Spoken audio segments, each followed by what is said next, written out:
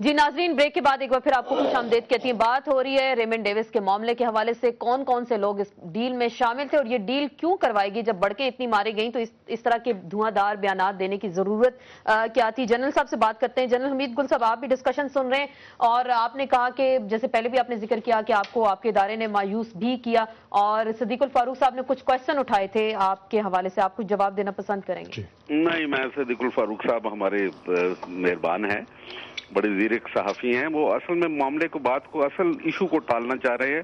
اچھی بات ہے، یہ فن بھی اچھا ہوتا ہے، کوئی حرج نہیں ہے، لیکن جو میرا ریکارڈ ہے وہ تو کم از کم یہ تو نہ کہیں کہ میں نے پرویز مشرف کو کبھی کوئی رعایت دی ہے۔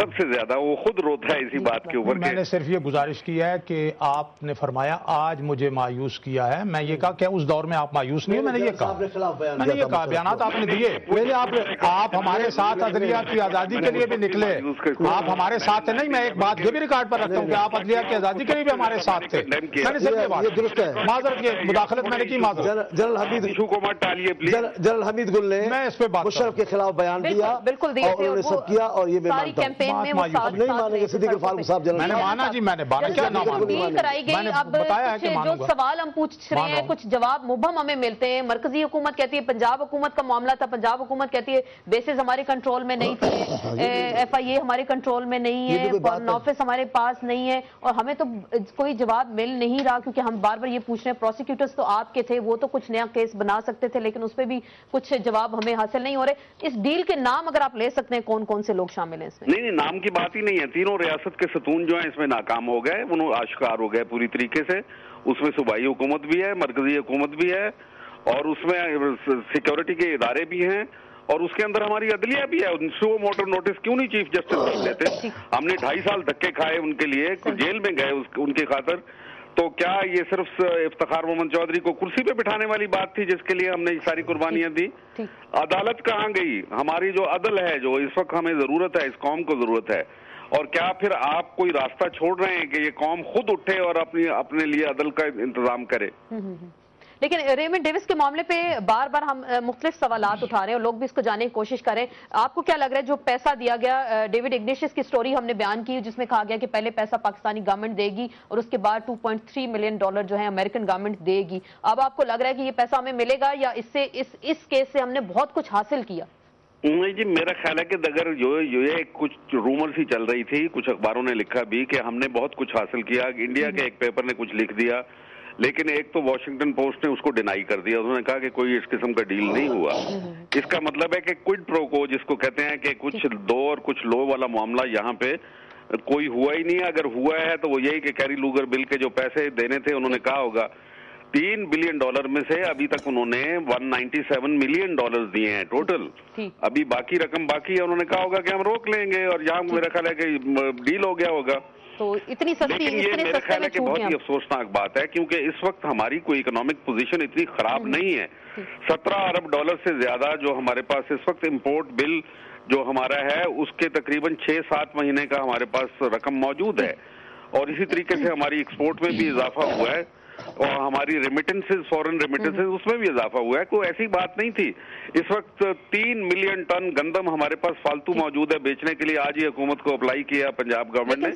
سب آپ یہی کہہ سکتے ہیں کہ سب جھک بھی گئے اور بک بھی گئے امریکہ کے آگے، ایسا بھی کچھ لگتا ہے۔ بہت بہت شکریہ جنرل صاحب، آپ نے ہمیں ٹیلی فون لائن پہ جوائن کیا۔ ڈاکٹر فرید پراجہ صاحب سے بات کرتے ہیں۔ پراجہ صاحب، آپ نے کہا آپ دلائل کے ساتھ بات کریں گے، سارے لوگ شامل تھے، جنرل صاحب بھی یہی کہہ رہے ہیں مرکزی حکومت، پنجاب حکومت اور ایجنسیز اس میں شامل ہیں، آپ دلائل کچھ دے سکتے ہیں کیونکہ آپ نے دونوں کی گفتگو سنی ہوگی اور دونوں ڈینائی کر رہے ہیں اس حوالے سے؟ بالکل، ایک بات تو یہ ہے جی، کیا ڈینائی کر رہے ہیں؟ آپ کہہ رہے ہیں آپ کو معاملہ نہیں پتا مرکزی جتنا تھا معاملہ میں پھر دوبارہ کروں گا، ہمارا کیا معاملہ تھا، ہم نے کیا کردار ادا کیا؟ چلو ان سے بھی سن لیتے ہیں نا کیا ہوا۔ اب سوال یہ ہے کہ عباد الرحمان ایک شہری میرے حلقے کا، وہ کچلا گیا، یہ پنجاب حکومت کے ذمے اس کا قتل ہے۔ ریمنڈ ڈیوس کا نام اگر اس قتل کے اندر بھی شامل ہوا ہوتا کہ اس کی وجہ سے یہ ہوا ہے، اس نے ہی بلایا تھا، تو اس کے بعد وہ واپس نہ جاتا، اور پھر اس کے بعد اس کے قاتل ابھی تک گرفتار نہیں ہوئے، اور یہ معاملہ جو ہے وہ ایک طرح سے ختم کر دیا گیا۔ پھر یہ سوال جو ہے یہ پیدا ہوتا ہے کہ جو ناجائز اسلحے کا کیس تھا، اور ناجائز اسلحے کے کیس کے اندر بھی 30,000 रुपए लेकर वो उसको रिहा कर दिया गया, इनकी प्रोसिक्यूशन कहाँ पे थी? फिर ये सवाल जो है ये पैदा होता है कि इन 19 अफराद को ये किसने इकट्ठा किया और कब किस तरह से इतना करतब जो है वो दिखा दिया जाता है।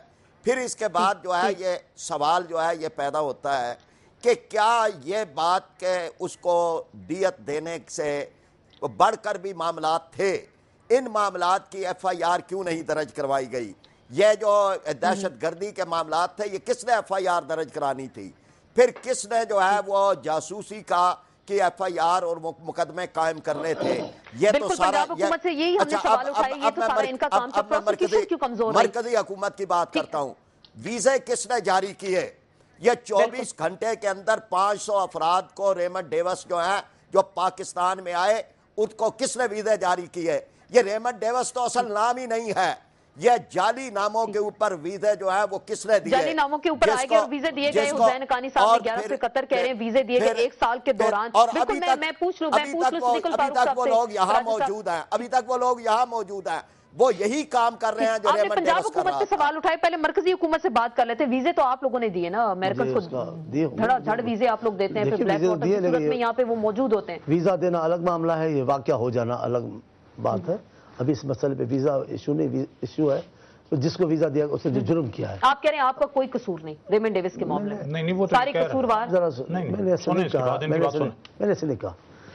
मामला मुल्की मामला है, उसमें मुल्की वकार की भी बात है, मुल्की लोगों की भी बात है, बैन-अल-अक़वामी सतह पर पाकिस्तान का एक रोल है, उसकी भी बात है। हमने तो पहले दिन से कहा है ये खतरनाक बात हुई है, दुखनाक बात हुई है, इसको नहीं बर्दाश्त किया जा सकता। लेकिन एक मुल्क इन्वॉल्व है जो उसको ओन कर रहा है कि हमारा है हम छोड़ेंगे। ज़ाहिर है दुनिया में ऐसे मामलात होते हैं, हम एक दानाई के साथ काम करें जो सारी चीज़ें ठीक हो। हमने उसको लेकिन खुद को बरी कर देना कि हम तो इसमें हैं ही नहीं, सारा मामला वफाक का है, मेरा ख्याल भी हकीकत से इनकार करने का मामला है।